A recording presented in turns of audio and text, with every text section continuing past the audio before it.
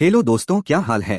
तारीख आज 21 मई 2026, दिन गुरुवार, हिंदी तिथि पंचमी। और आइए बात करते हैं आज के मुख्य समाचार में देश भर की तमाम बड़ी खबरों पर नजर डालते हैं। देखिए दोस्तों, एक तो आज के दिन को भारत में पूर्व प्रधानमंत्री राजीव गांधी की पुण्यतिथि के उपलक्ष्य में राष्ट्रीय आतंकवाद विरोधी दिवस के रूप में मनाया जाता है हमारे देश में। इसके अलावा संयुक्त राष्ट्र यूनाइटेड नेशन द्वारा भी आज के दिन को अंतर्राष्ट्रीय चाय दिवस, विश्व संवाद और विकास दिवस के रूप में घोषित किया है। चलिए आगे बढ़ते हैं खबरों। देखिए आप सबसे पहले आज के कुछ बड़े इवेंट। राजधानी दिल्ली एनसीआर में आज से लेकर 23 मई तक 3 दिन हड़ताल होने वाली है। इस दरमियान ऑटो, टैक्सी, कैब सेवाएं ठप रहेगी। पेट्रोल, डीजल, ईंधन की लगातार बढ़ती कीमतें और पुराने किराए और ऐप बेस्ड कंपनियों से हो रहे नुकसान का दावा करते हुए ऑटो, टैक्सी, ट्रांसपोर्ट और कैब चालकों की तरफ से 21, 22, 23 मई 2003 दिन तक यह दिल्ली में हड़ताल की चेतावनी दी है। All India motor transport Congress और दिल्ली चालक शक्ति यूनियन के आह्वान पर यह हड़ताल की जा रही है। तो आज इस हड़ताल के दौरान आप इन दूसरे विकल्पों का इस्तेमाल कर सकते हैं पब्लिक ट्रांसपोर्टेशन के लिए। चलिए महंगाई पर एक और बड़ी खबर आ रही है।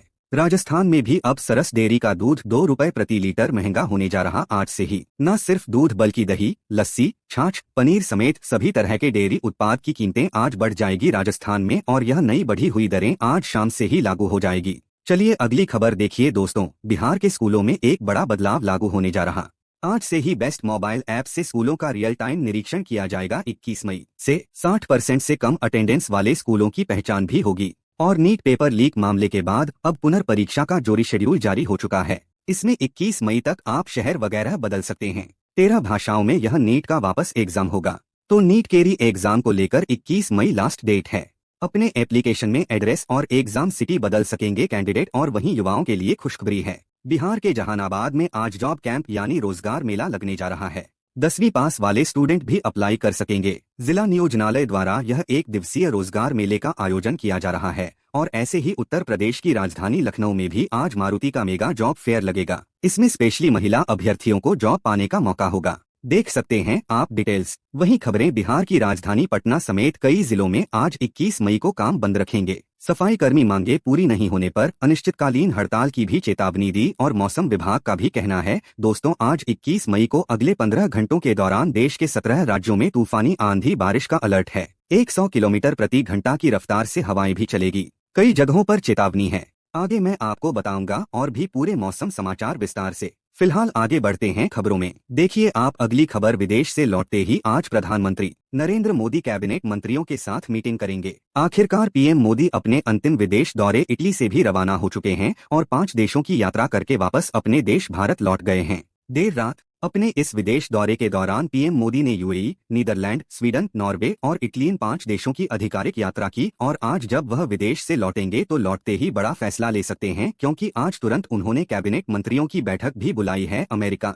ईरान जंग के बीच और पीएम मोदी के इस 5 देशों के विदेश दौरे में सबसे ज्यादा चर्चित दौरा रहा अंतिम दौरा इटली का, जब प्रधानमंत्री नरेंद्र मोदी ने इटली की प्रधानमंत्री मेलोनी से मुलाकात की। इस दरमियान पीएम मोदी ने मेलोनी को मेलोडी टॉफी भी दी, जिसे पाकर खुश हो गए इटली की पीएम। मोदी मेलोनी दोनों की दोस्ती के दुनिया भर में कल से ही चर्चे देखने को मिल रहे हैं। दोनों ने एक साथ एक कार में सफर किया, सेल्फी ली, 2000 साल पुराना कॉलोजियम भी देखा। साथ में सोशल मीडिया पर पीएम मोदी और मेलोनी की कई तस्वीरें छाई। और मोदी के द्वारा इटली पीएम को यह मेलोडी की टॉफी देने के बाद पार्ले ग्रुप की इस कंपनी के शेयर भी काफी ज्यादा बढ़ गए। हालांकि टॉफी बनाने वाली कंपनी मार्केट में लिस्टेड नहीं है, लेकिन पार्ले की जो रियल एस्टेट वाली कंपनी है उसके शेयर में 5% तक की बढ़ोतरी देखने को मिली है। यह देख सकते हैं आप स्टॉक का चार्ट भी। और इटली की राजधानी रोम में भी पीएम मोदी को यूएन के फूड एंड एग्रीकल्चर ऑर्गेनाइजेशन ने एग्रीकोला मेडल का अवार्ड दिया। यहाँ इटली में अपने संबोधन के दौरान वहाँ की प्रधानमंत्री मेलोनी ने भी हिंदी भाषा में कहा कि परिश्रम ही सफलता की कुंजी है। तो वहीं पीएम मोदी ने भी इटली की राजधानी रोम और काशी को इटर्नल सिटी कहा। इटली की पीएम मेलोनी को पीएम मोदी ने भारत आने का न्योता भी दिया। दोनों देशों के प्रधानमंत्री ने जॉइंट कॉन्फ्रेंसेस की।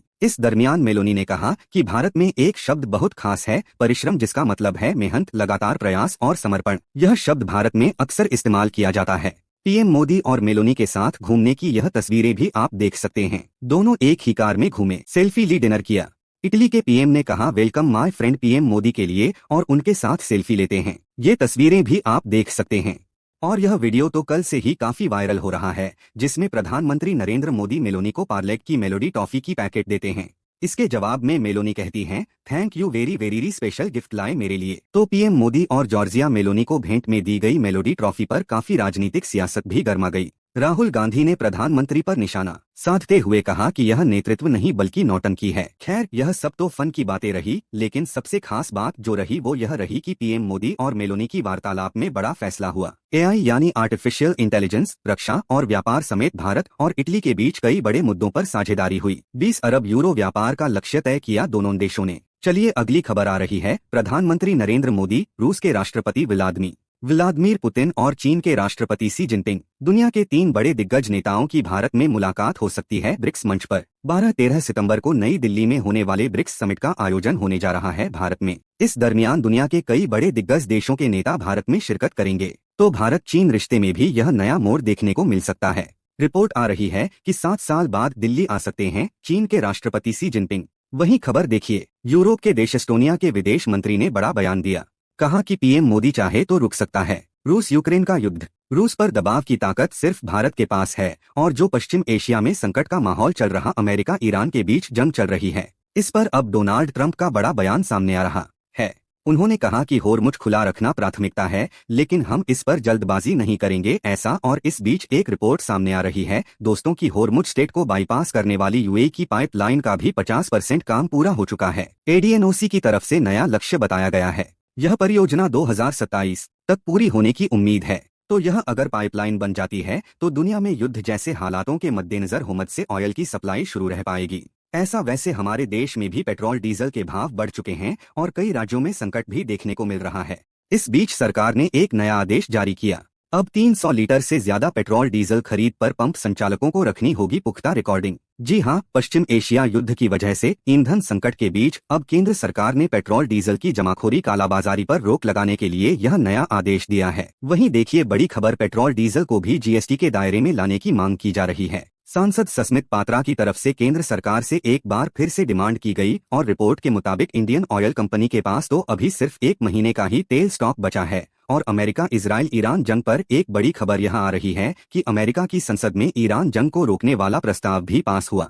खुद डोनाल्ड ट्रंप की ही पार्टी के 4 सांसदों ने उनके खिलाफ वोटिंग की है। हालांकि अभी भी अमेरिकी राष्ट्रपति के पास एक वीटो का अधिकार बाकी है, जिसके माध्यम से वे जंग को जारी रख सकते हैं। लेकिन फिलहाल अमेरिका की संसद से तो ईरान जंग रोकने का प्रस्ताव पास हो चुका है।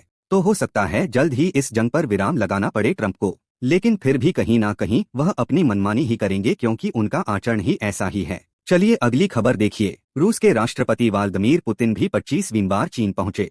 चीनी राष्ट्रपति शी जिनपिंग से मुलाकात की। इससे पहले ट्रंप ने चीन की राजधानी बीजिंग का दौरा किया था। अब पुतिन चीन पहुंचे और इस दरमियान भी कुछ खास बातें हुई। यह तस्वीरें आप देख सकते हैं। इस मुलाकात के दौरान चीनी राष्ट्रपति शी जिनपिंग बोले कि दुनिया फिर जंगल राज की तरफ बढ़ रही है। बीजिंग में पुतिन के साथ बैठक के दौरान उन्होंने कहा कि ईरान जंग को रोकना जरूरी है दुनिया की बर्बादी रोकने के लिए। चलिए आगे बढ़ते हैं खबरों में। देखिए आप सोना चांदी के भाव पर अगला अपडेट आ रहा। चांदी 1411 रुपए टूटकर 2,67,000 रुपए प्रति किलो पर आ गई है, जो कि अभी अपने ऑल टाइम हाई से 1,19,000 रुपए प्रति किलो नीचे चल रही है। सोना भी 522 रुपए सस्ता हुआ और अभी 24 कैरेट 10 ग्राम गोल्ड का प्राइस 1,59,000 रुपए हो चुका है। बाकी अलग अलग कैरेट के हिसाब से गोल्ड के रेट आप देख ही सकते हैं स्क्रीन पर। चलिए अगली खबर देखिए। एक रिपोर्ट सामने आ रही है कि इनलाइन फूड और क्विक कॉमर्स डिलीवरी भी महंगी हो सकती है, क्योंकि पेट्रोल डीजल महंगा होने की वजह से डिलीवरी चार्जेस बढ़ा सकती हैं कंपनियां, क्योंकि अभी कंपनियों का मार्जिन 10 से 12% तक बढ़ चुका है। वहीं देखिए भारत का टॉफी एक्सपोर्ट मार्केट भी 12 साल में 166% तक बढ़ा है। वित्त वर्ष 2025 से 26 में 132 करोड़ रुपए पर पहुंचा। खुद वाणिज्य मंत्री पीयूष गोयल ने यह डाटा जारी किया है। चलिए अगली बड़ी चौंकाने वाली खबर देखिए। देश भर में ट्रेनों में आग लगने के पीछे कुछ असामाजिक तत्वों की साजिश है, उनका हाथ है। भारतीय रेलवे की जांच में यह बड़ा खुलासा हुआ। हाल ही के दिनों में आपने देखा होगा देश के विभिन्न हिस्सों में ट्रेनों में आग लगने की घटनाएं देखने को मिली। तो इस पर अब इंडियन रेलवे ने यह चौंकाने वाला दावा किया है और रेलवे के मुताबिक इन हादसों के पीछे सोची समझी असामाजिक तत्वों की संदिग्ध और साजिशपूर्ण गतिविधियां शामिल थी, यानी ट्रेनों में आग जानबूझकर लगाई जा रही है। इस तरह की घटनाएं बढ़ाई जा रही है क्योंकि हाल ही में अंतिम बार लगी ट्रेनों में आग के दौरान जांच में पता चला कि ट्रेनों के शौचालय से पेट्रोल में भीगा हुआ कपड़ा बरामद हुआ। किसी ने जलती हुई वस्तु फेंकी और उससे यह आग भड़की है। चलिए अगली खबर देखिए दोस्तों। One nation one election plan को लेकर जेपीसी की टीम गुजरात में पहुंची। गुजरात के मुख्यमंत्री समेत अन्य दलों के नेताओं से भी मुलाकात की और इस दरमियान एक रिपोर्ट सामने आ रही है कि हमारे देश में अगर एक देश एक चुनाव यह one nation one election system लागू होता है तो चुनाव के दौरान होने वाला लाख करोड़ का खर्चा बचेगा और बार बार स्कूलों में छुट्टियां नहीं होगी, तो इससे बच्चों की पढ़ाई भी प्रभावित नहीं होगी। जेपीसी के अध्यक्ष और अन्य सदस्यों ने वन नेशन वन इलेक्शन के दूरगामी फायदों को लेकर कई अहम जानकारियां साझा की हैं। चलिए अगली खबर देखिए। जल्द ही पेट्रोल का खेल खत्म होगा।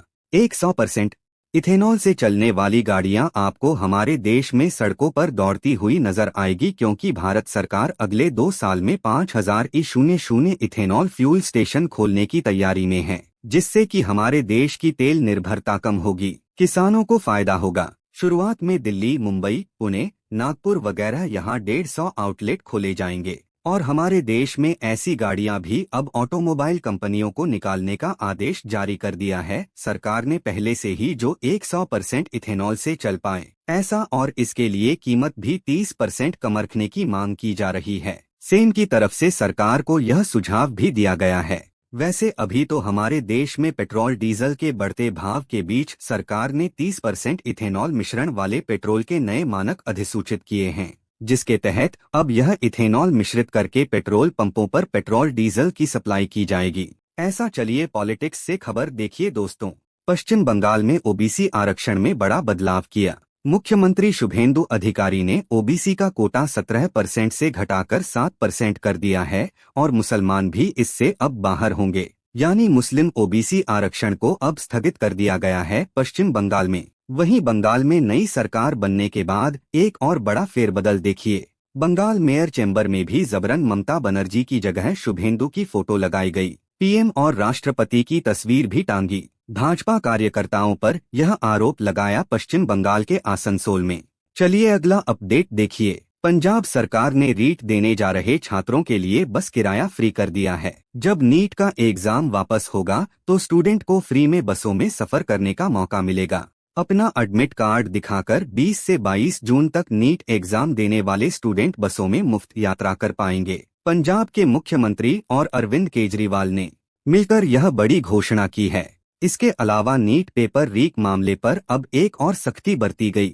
एनटीए चीफ और शिक्षा मंत्रालय के कई बड़े अधिकारियों को भी तलब किया गया। आज इस मुद्दे पर एक और बड़ी बैठक भी होने वाली है। और एक बड़ी खबर देखिए। नीट री एग्जाम से पहले फेक टेलीग्राम चैनल्स पर भी एक्शन लिया। शिक्षा मंत्री बोले कि तुरंत इन चैनल को ब्लॉक करें। अभी तक पेपर री केस के मामले में 5 आरोपियों को जेल भेज दिया गया है। अब अगर आपने मोबाइल फोन की किस्त नहीं भरी तो बैंक कर सकेंगे फोन कंट्रोल। भारतीय रिजर्व बैंक आरबीआई की तरफ से लोन से जुड़े डिफॉल्ट के मामलों में नए नियम जारी किए हैं, जिसके मुताबिक अगर आपने ईएमआई पर बैंक लोन पर मोबाइल फोन लिया और लोन नहीं चुकाते हैं तो बैंक आपके फोन को कंट्रोल कर पाएंगे, लॉक कर पाएंगे, तो आप फोन का यूजेज नहीं कर पाएंगे ऐसा। और वहीं देखिए, ग्लोबल युद्ध के हालातों के बीच यूएन ने इस साल 2026 के लिए भारत की विकास दर का अनुमान घटा दिया है। हालांकि फिर भी हमारे देश की इकोनॉमी जो है दुनिया में तेजी से बढ़ती अर्थव्यवस्था रहेगी इस साल भी। लेकिन संयुक्त राष्ट्र ने पश्चिम एशिया संकट के बीच यह अनुमान घटाकर जीडीपी विकास दर का अनुमान जो है वह 6.4% कर दिया है, जो पहले 6.6% था ऐसा। और वहीं दोस्तों, मनरेगा योजना पर खबर आ रही है कि साल में 125 दिन रोजगार देगी सरकार। मनरेगा की जगह लाई गई वीबीजी रामजी बिल योजना के तहत 1 जुलाई से यह नया एक्ट लागू हो जाएगा हमारे देश में मनरेगा योजना की जगह ऐसा। और आईसीआई की एक अच्छी रिपोर्ट सामने आ रही है कि हमारे देश में बुनियादी उद्योगों के विकास दर पिछले महीने अप्रैल में 1.7% पर पहुंची है। सीमेंट और स्टील इंडस्ट्री से भारत की अर्थव्यवस्था को यह रफ्तार मिली है। चलिए अगली खबर देखिए दोस्तों। Mumbai Ahmedabad bullet train project को लेकर एक बड़ा अपडेट सामने आ रहा है। 130 मीटर लंबा स्टील ब्रिज बनकर तैयार हो चुका है। आखिरकार बुलेट ट्रेन प्रोजेक्ट में 14 ब्रिज पूरे हो चुके हैं और इस ट्रेन का ब्रिज का पुल का यह फर्स्ट लुक भी सामने आया है। देख सकते हैं आप गुजरात में 230 मीटर स्टील ब्रिज बनकर कंप्लीट हो चुका है और यह ब्रिज जो था दोस्तों इस बुलेट ट्रेन प्रोजेक्ट की सबसे बड़ी बाधा थी जो अब दूर हो चुकी है। रेलवे ट्रैक के ऊपर टिकाया 2900 टन का यह पुल जो कि 100 टन का वजन उसका भी है। चलिए दोस्तों आज के लिए इतना ही। तो दोस्तों ख्याल रखिए आपने आपका अपने परिवार का। मिलते हैं अगले अपडेट के साथ। और हाँ, अगर आपने अभी तक हमारे चैनल को सब्सक्राइब नहीं किया है तो कर लीजिएगा ऐसी ही इन्फॉर्मेशन